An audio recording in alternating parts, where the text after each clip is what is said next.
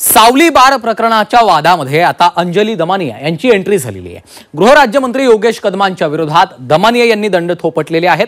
ज्या बारवरनं कदम अडचणीत सापडले तोच बार गाठून अंजली दमानिया यांनी पाहणी केलेली आहे आणि त्यानंतर दमानिया यांनी थेट समतानगर पोलीस स्टेशन गाठून माहिती घेतली।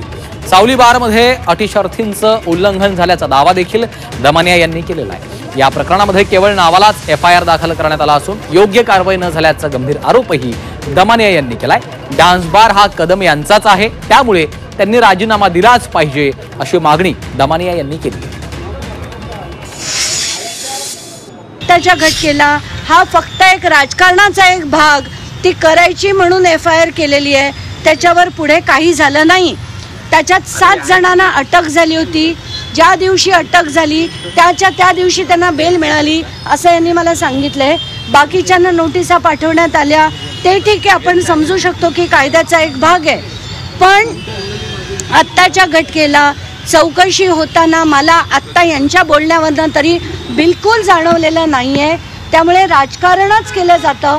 तुम्ही यांच्यावर आरोप करायचे, त्यांनी तुमच्यावर आरोप करायचे, तुमची चूप आमची चूप, हा जो सगळा गोंधळ चाललाय ना, मला त्याच्या विरुद्ध म्हणूनच मी इथे तडमडत हे सगळे पेपर घ्यायला का आले, कारण योगेश कदम नावाचा जो व्यक्ती आहे, जो गृहराज्यमंत्री आहे, तो जर डान्स बार त्याच्या आईच्या नावाने परवाना असेल तर मला ते मान्य नाही। चालवायला दिलेलं नव्हतं, कारण परवानाच मुळी योगेश कदम यांच्या आईच्या नावावर आहे आणि जी बाकीची माणसं होती ती मॅनेजर, कॅशियर म्हणजे ती नोकरदार माणसं होती।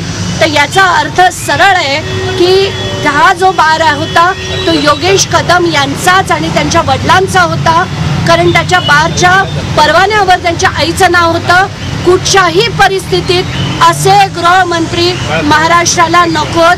गृहराज्यमंत्री यांनी तातडीने राजीनामा देण्यासाठी मला लीगली ज्या गोष्टी करायच्या आहेत त्यासाठी मी आता समतानगर पोलीस स्टेशनला जाणार आहे। त्याबाबत सन्माननीय योगेश कदम यांनी देखील खुलासा त्या ठिकाणी दिलेला आहे आणि याची जे काही तांत्रिक गोष्टी असतील त्या तपासून त्या ठिकाणी सरकार घेईल। या संदर्भामध्ये माननीय देवेंद्रजी फडणवीस साहेबांनी सगळं ऐकून घेतलेलं आहे। ते मुख्यमंत्री देखील आहेत, गृहमंत्री देखील आहेत। ते या संदर्भामध्ये योग्य ते कारवाई करतील आणि योग्य तो संदेश संबंधितांना देतील। आणि अनिल परब जे आहेत ते सगळे डॉक्युमेंट घेऊन मुख्यमंत्र्यांना भेटणार आहेत अशी त्यांनी माहिती दिलेली आहे। ज्या पद्धतीने योगेश कदम यांच्यावरती मुख्यमंत्री हे महाराष्ट्र राज्याच्या प्रत्येक नागरिकांचे आहेत, तसे आमदारांचे देखील आहेत। अनिल परब साहेबांचं जे काय म्हणणं असेल ते मुख्यमंत्र्यांना ते भेटणार असेल तर मुख्यमंत्र्यांकडे देतील आणि मुख्यमंत्री त्याच्यावर तपास करतील आणि योग्य ती भूमिका घेतील।